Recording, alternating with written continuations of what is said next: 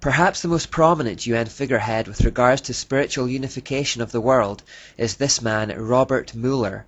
He died in 2010, but was Under-Secretary General of the UN for 40 years, and he is revered within the UN as the philosopher or prophet of hope of the United Nations. His spiritual viewpoints were quite clear. He said, "We must move as quickly as possible to a one-world government, a one-world religion, under a one-world leader." He believed that peace for this one-world order rested primarily on religion, saying, "Peace will be impossible without the taming of fundamentalism through a united religion that professes faithfulness only to the global spirituality and to the health of this planet." He also said, "My great personal dream is to get a tremendous alliance between all the major religions and the UN." Because he held one of the top jobs in the UN for 40 years, he obviously had huge influence on the goals of the organization, but the problem goes much further than that, because as well as being the driving force behind the spirituality of the UN, he also created something called the World Core Curriculum, which, as the name suggests, is intended to be an education program or framework for the entire world.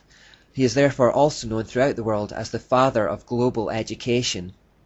Not only this, but he actually established specialist Robert Mueller schools, where his educational ideas could be taught in their purest form. There are over 30 in existence, and more are being established each year. The World Core Curriculum earned him the UNESCO Peace Education Prize in 1989. Now, since UNESCO is just an NGO of the UN, that seems a little meaningless to give yourself an award, but anyway, following the plaudits he received from within the UN, he also drew up a framework for world media coverage, as well as a framework for planetary and cosmic consciousness, and a framework for arts and culture. Basically, these are plans for how they might dominate the information flows to influence the mindsets of the world. My focus is the World Core Curriculum because the idea was that the UN issues this document to the nations, who then use it as the framework for their own regional school curriculums. By this method, all the schools around the world would start teaching their kids the same ideas about life. The coming generations would then have the same worldview and the same attitudes for the New World Order. Robert Mueller said of it that we must steer our children toward global citizenship, earth-centered beliefs, socialist values, and the collective mindset which is becoming a requirement for the 21st century workforce. He went on to say, "A World Core Curriculum might seem utopian today. By the end of the year 2000, it will be a down-to-earth daily reality in all the schools of the world." Now, he was a little ambitious with the timescale, but the determination to see it happen hasn't gone away. Here in Scotland, a new curriculum has just been introduced called the Curriculum for Excellence, and although it has been heavily criticised by parents and by teachers alike, it openly bases itself on UN frameworks, and one of its key components is preparing children for global citizenship, and it uses phrases like the child's well-being and well-becoming. Most people wouldn't pick up on that, but we know from the evolution part that the word becoming is an occult term for the evolution towards godhood. So if this World Core Curriculum is to be the source for national curriculums around the world that will be taught to coming generations of children, we need to find out what's in it. Robert Mueller wrote in the World Core Curriculum notes that the underlying philosophy upon which the Robert Mueller School is based will be found in the teachings set forth in the books of Alice A. Bailey. The school is now certified as a United Nations associated school providing education for international cooperation and peace.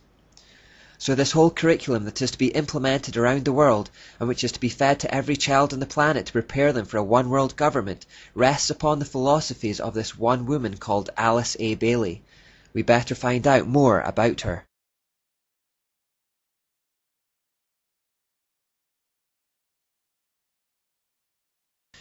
Alice A. Bailey lived from 1880 to 1949 and spent most of her time as a teacher and writer on themes of the occult, astrology, spirituality, and theosophy. She stated that the majority of her books were telepathically channeled through her by a spirit being who she believed to be a master of wisdom. Initially she just referred to the being as the Tibetan, or by the initials DK.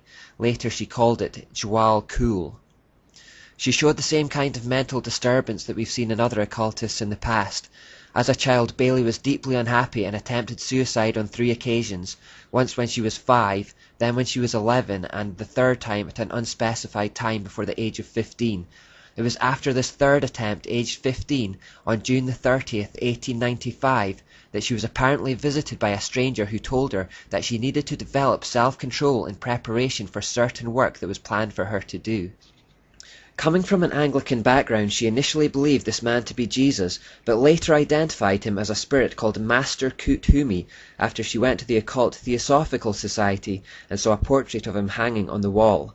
Theosophists believed that this spirit had previous incarnations and that one of them was Pythagoras, who you might remember was an influence on Plato, and also St. Francis of Assisi, amongst others.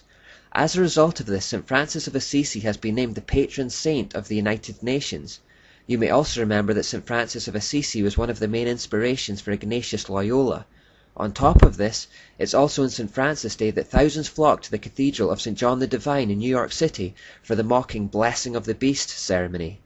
You may also remember that the UN chose San Francisco, which is Spanish for St. Francis, as the location for the first UN meeting and charter signing. Plus, the town of San Francisco is known for being especially liberal and permissive.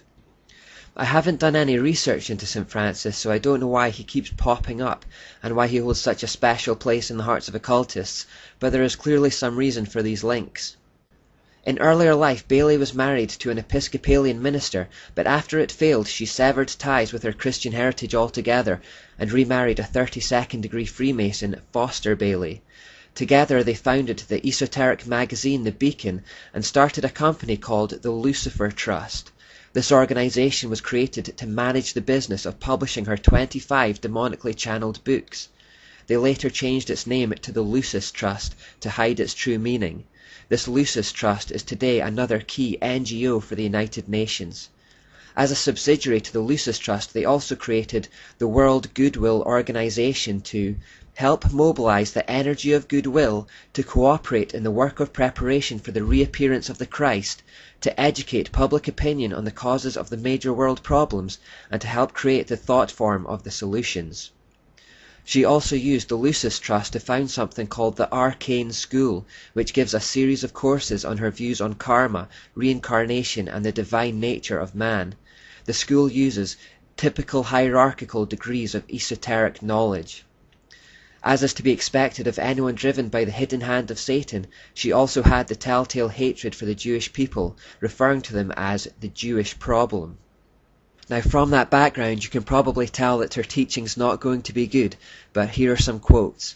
She wrote, "I dedicate myself anew to the service of the coming one, and will do all I can to prepare men's minds and hearts for that event. I have no other life intention." Now when occultists talk about a coming one, or even use the term Christ or cosmic Christ, they are not referring to Jesus, who in their inverted version of events is the evil one. To them, the Christ is in fact Lucifer, the Antichrist. This is the one for whom they wait, and the one who they are preparing the world to receive. Indeed, she clarifies this when she writes, "The Tibetan has asked me to make clear that when he is speaking of the Christ, he is referring to his official name as head of the hierarchy. The Christ works for all men irrespective of their faith. He does not belong to the Christian world any more than to the Buddhist or Mohammedan or any other faith. There is no need for any man to join the Christian church in order to be affiliated with Christ. The requirements are to love your fellow men, lead a disciplined life, recognize the divinity in all faiths and all beings, and rule your daily life with love." So here we see her demonic spirit guide telling her to promote the idea that all faiths are equal and there is no single faith that is exclusively true. These are the ideas that are built into Robert Muller's World Core curriculum. Alice A. Bailey wrote that when their Antichrist comes, first of all, he will come to a world which is essentially one world. So they believe that they have to create this one world order in order to prepare the way for their Antichrist. That's what the UN are doing. Bailey goes on to say, "The major effect of his appearance will surely be to demonstrate in every land the effects of a spirit of inclusiveness, an inclusiveness which will be channeled or expressed through him. All who seek right human relations will be gathered automatically to him, whether they are in one of the great world religions or not." She then goes on to say, "All who see no true or basic difference between religion and religion, or between man and man, or nation and nation, will rally round him. Those who embody the spirit of exclusiveness and separateness will stand automatically and equally revealed, and all men will know them for what they are. So the Antichrist will have all the world's religions rallying round him and finding in him their shared Babylonian origins, which will unite them all. But yet she talks distastefully about another group of people at this time, who will be exclusive and separated from the group. Who will these people be? As you might imagine, we who are seen to be opposing this world peace and not joining in the unity will be seen as hateful and intolerant. We therefore will be hated and despised and persecuted for not conforming to the crowd. This spirit of inclusiveness, as she calls it, is already on show in the world today, but it will grow stronger. Bailey herself confirmed that all religions emanate from the same spiritual source, and that one day everyone would come to realize this. As they do so, she predicted that the world would see the emergence of a universal world religion and new world order. She said that this was no distant dream, but was actually happening even in her own time. She wrote, "There will not be any dissociation between the universal church, the sacred lodge of all true Masons, and the inner circles of the esoteric societies. In this way the goals and work of the United Nations shall be solidified, and a new Church of God, led by all the religions and by all the spiritual groups, shall put an end to the great heresy of separateness." All forms of Freemasonry and all the false religions and philosophies of the world that have their roots in Babylon will one day come together under a single banner. This is the essence of postmodernism. People are moving away from outright atheism and returning to ancient religion. Bailey refers specifically to the United Nations again, saying, "Evidence of the growth of the human intellect along the needed receptive lines can be seen in the planning of various nations and in the efforts of the United Nations to formulate a world plan. From the very start of this unfoldment, three occult factors have governed the development of all these plans." Bailey doesn't reveal what these three occult factors are, but the main point is that she is explicitly revealing the occult nature of the UN and their plans to implement a one-world religious system. She again goes on to say, "Within the United Nations is the German seed of a great international and meditating, reflective group, a group of thinking and informed men and women in whose hands lie the destiny of humanity.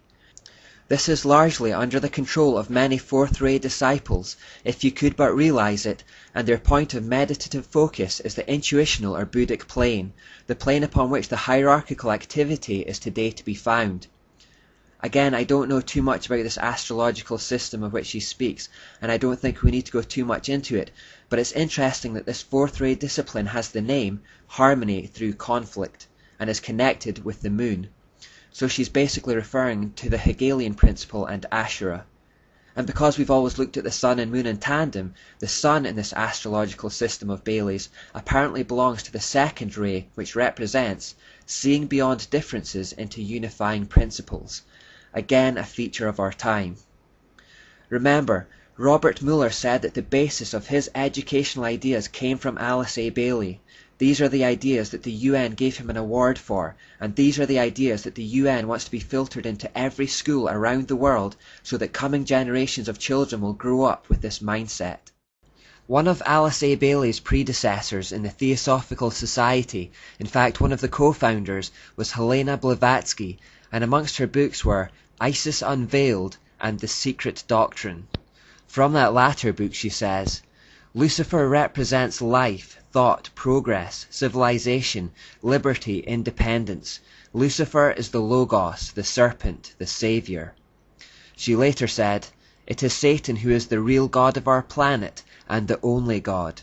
She also said, "The celestial virgin which thus becomes the mother of God and devils at one and the same time, for she is the ever-loving beneficent deity. But in antiquity and in reality, Lucifer or Luciferius is the name. Lucifer is the divine and terrestrial light, the Holy Ghost and Satan at one and the same time." In it she also confirms that the different names for the mystery gods and goddesses are the same being by different names, saying, "Now we have but to remember that Shiva and the Palestinian Baal or Moloch and Saturn are identical." Helena Blavatsky has many followers of her teaching. Some who are known to be fans of her books were Adolf Hitler, Aleister Crowley, Mahatma Gandhi, Elvis Presley and William Butler Yeats. Her dying words were, "Keep the link unbroken, do not let my last incarnation be a failure." Her immediate successor was Annie Besant, and then following her came Alice A. Bailey, who in turn became the source of inspiration to Robert Mueller, who in turn became the spiritual figurehead in the United Nations. They've all been links in a chain, and they knew it. So we understand what Robert Mueller means when he boasts that the United Nations is not a man-made creation, but is primarily a spiritual organization with a spiritual source. No human force will ever be able to destroy the United Nations, for the United Nations is not a mere building or a mere idea. It is not a man-made creation. The United Nations is the vision light of the Absolute Supreme, which is slowly, steadily, and unerringly illuminating the ignorance, the night of our human life. The divine success and supreme progress of the United Nations is bound to become a reality. At his choice hour, the Absolute Supreme will ring his own victory bell here on earth through the loving and serving heart of the United Nations. I think we've heard enough now about the United Nations to know what it's up to, but let's make one last stop before we conclude the UN section. Dag Hammarskjöld was responsible for establishing this meditation room in the middle of the UN. He said, "The stone in the middle of the room has more to tell us. We may see it as an altar, empty, not because there is no God, not because it is an altar to an unknown God, but because it is dedicated to the God who man worships under many names and in many forms."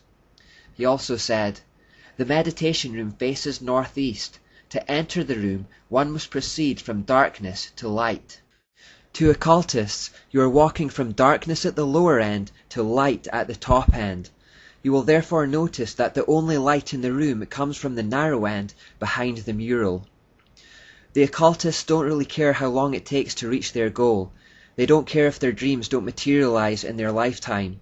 They simply see themselves as cogs of a machine, or like Helena Blavatsky said, links in a chain that will lead to an ultimate end. The Dalai Lama said, "The United Nations becomes for us the answer to world suffering, world darkness, and world ignorance. The inner vision of the United Nations is the gift supreme. This vision the world can deny for 10, 20, 30, 40, 100 years. In other words, we can resist for as long as we like, but it will not stop until it realizes its aim. It may take 10 years, it may take 100 years. The United Nations will keep working towards our enslavement and the establishment of a new world order where the Antichrist can return."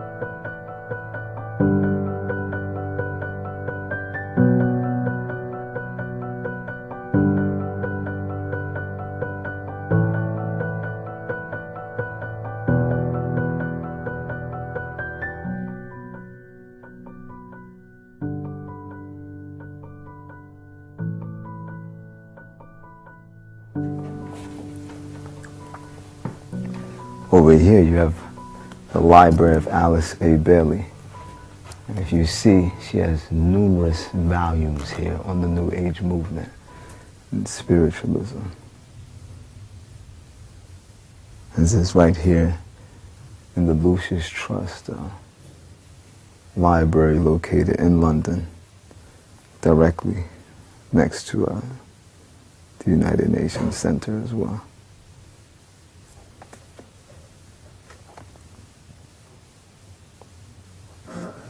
I found this interesting. This is amazing.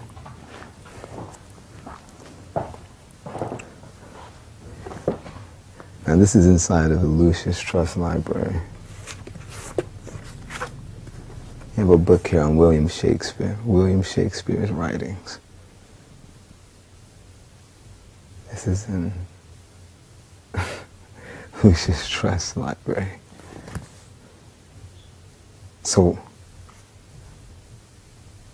what do you think William Shakespeare's writings are all about?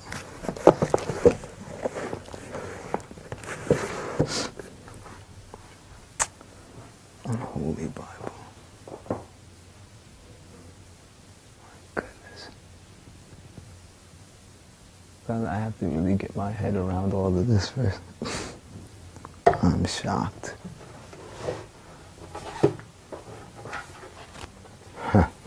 Here's another interesting one.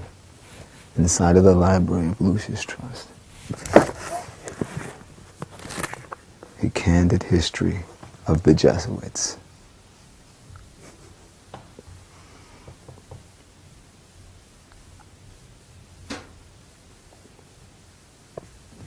Clearly showing the link between the Jesuits and spiritualism.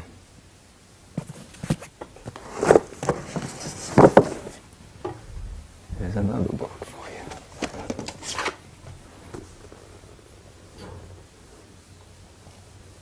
The Yoga.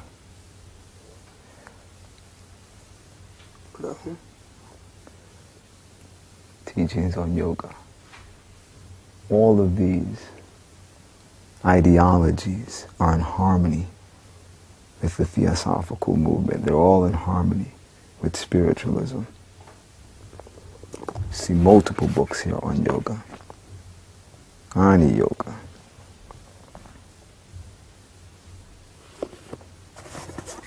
Here's another one. Yogi Philosophy. And I've seen quite a few books here on yoga thus far. All of them. Right here in this library. Look at that.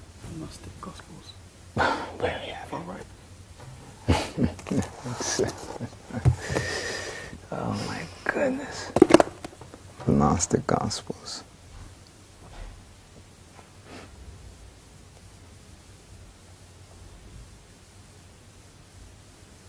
Of course, you have multiple books in here on astrology and telepathy and numerous other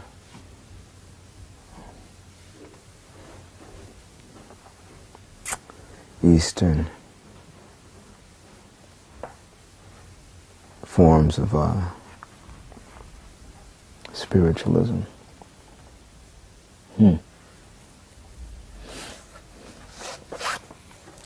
Here's where you get your Easter from.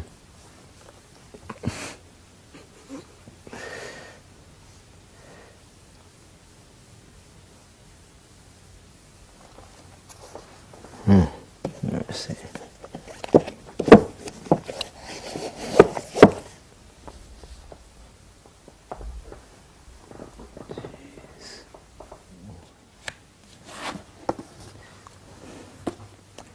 You have the Rosicrucian manual right here.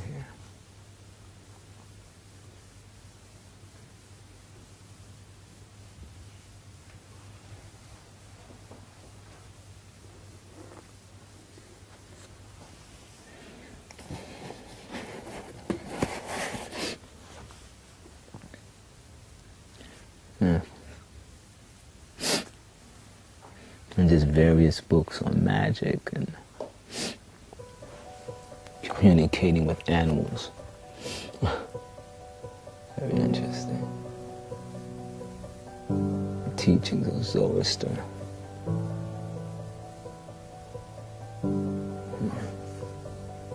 What is it? Rational mysticism.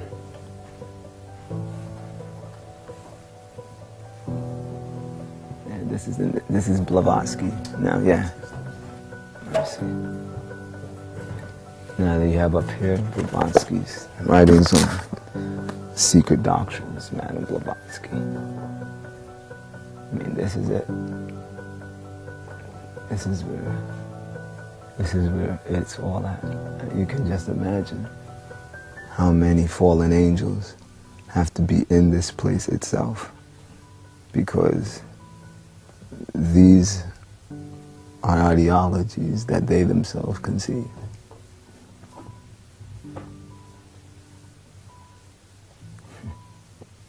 It's amazing.